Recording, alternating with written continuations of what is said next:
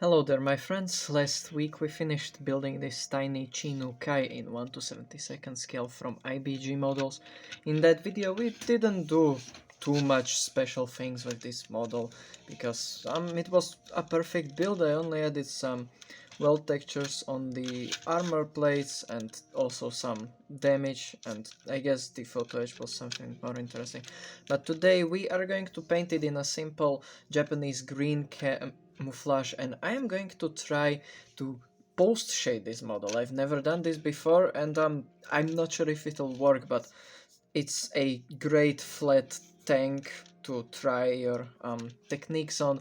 So let's start by priming the model and we'll see how it ends up looking. As always, I prime the model using ordinary Viejo black acrylic color.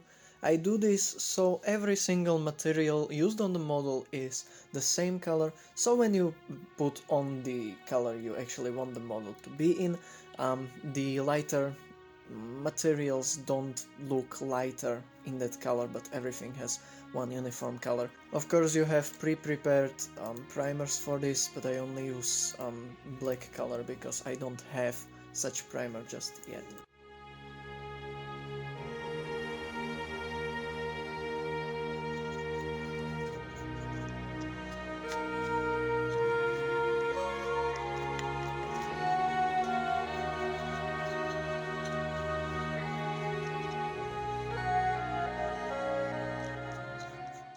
Moving on onto the base color, I use Viejo olive green and flat brown to create the Japanese green shade.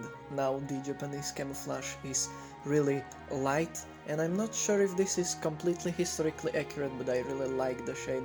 So what I did was I used most of the olive green and I added just a tiny bit of the flat brown.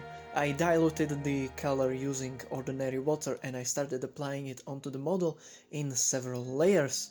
Now you want these layers to be really thin, and if you apply them slowly and carefully, you will end up with a result that looks almost airbrushed. Now I wouldn't like this process to take too long, which is what happened to my models in the past. So what I do is I dry each of these layers using a hair dryer from a greater distance, so I don't cause any damage with the heat.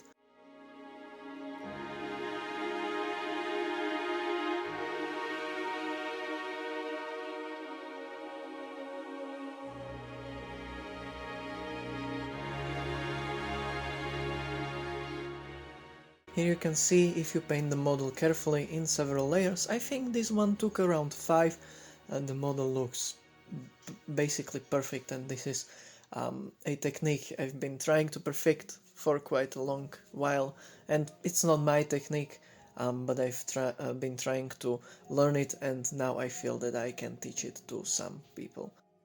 Then I tried working on the post shading that I've mentioned.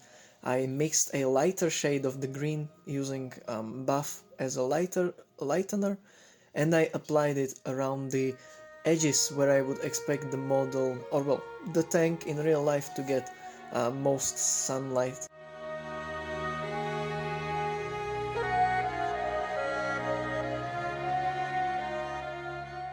This was then blended using ordinary water yet again. You just have to be really careful because acrylic colors dry really quickly, and this could leave really ugly tide marks if you don't do it fast enough. However, still be careful and slow with what you're doing, just work with enough faster pace.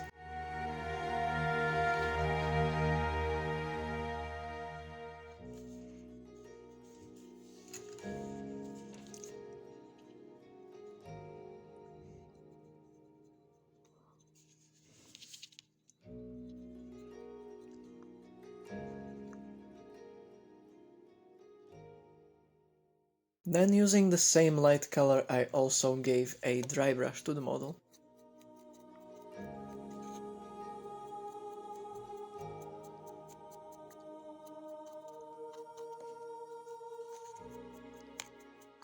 As you can see, this left a pretty nice looking shaded effect, and I'm really proud of, but Unfortunately, it's not really visible at the end. I wanted to do something interesting with the long barrel. Now this is something I've noticed on custom skins in War Thunder. It's not realistic, but it's essentially the same type of camouflage used on fireflies to try hiding the actual length of the cannon. The tank was never used, but perhaps if it was, the Japanese crews would want to try hiding that the tank is more dangerous than it actually appears to be.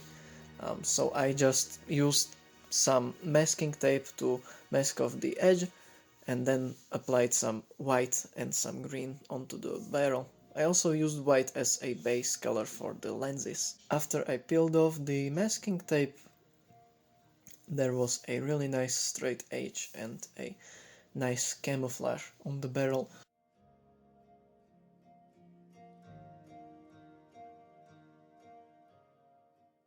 It's time to give some love to the running gear.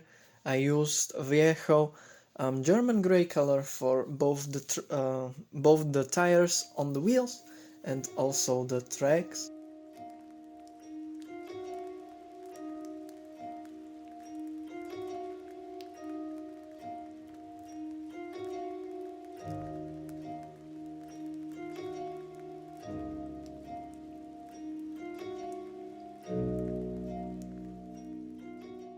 The tracks were already painted black before, so I just fixed the mistakes where they got painted green and gave them a light coat of the grey.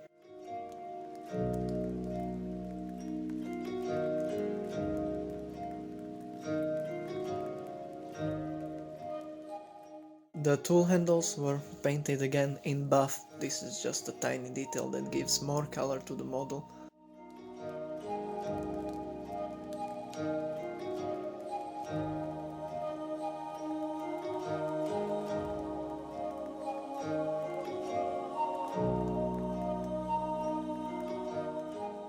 Then the tracks got a coat of really diluted flat brown.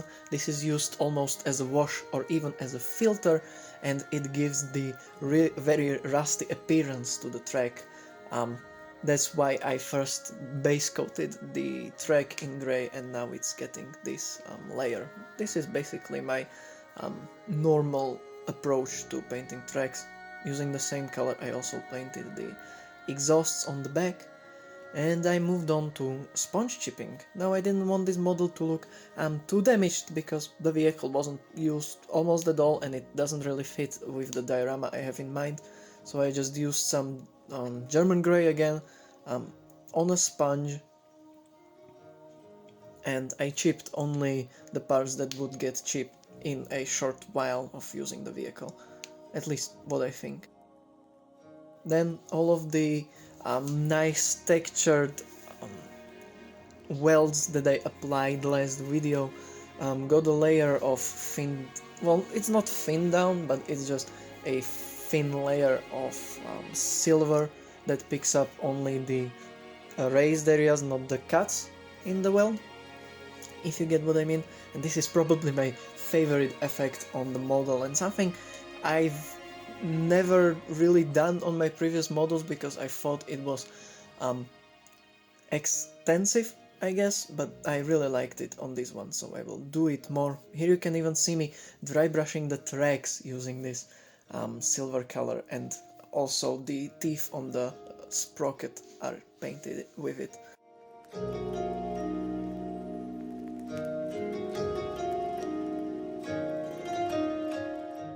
The lenses on the lights were created using super glue.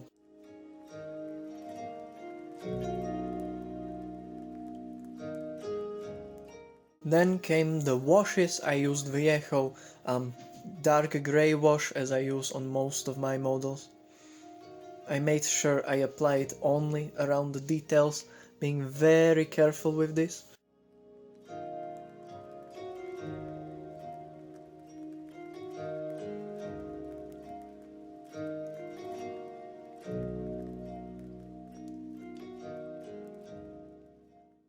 And then I blended it using ordinary tap water.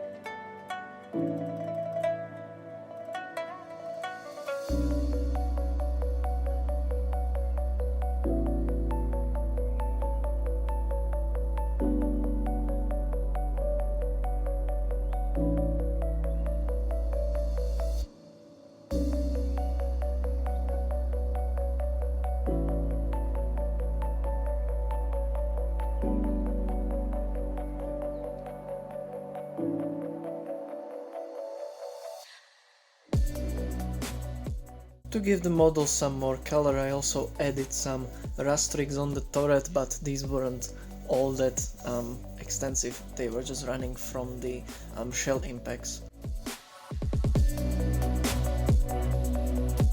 Then the last effect is my ordinary dust wash.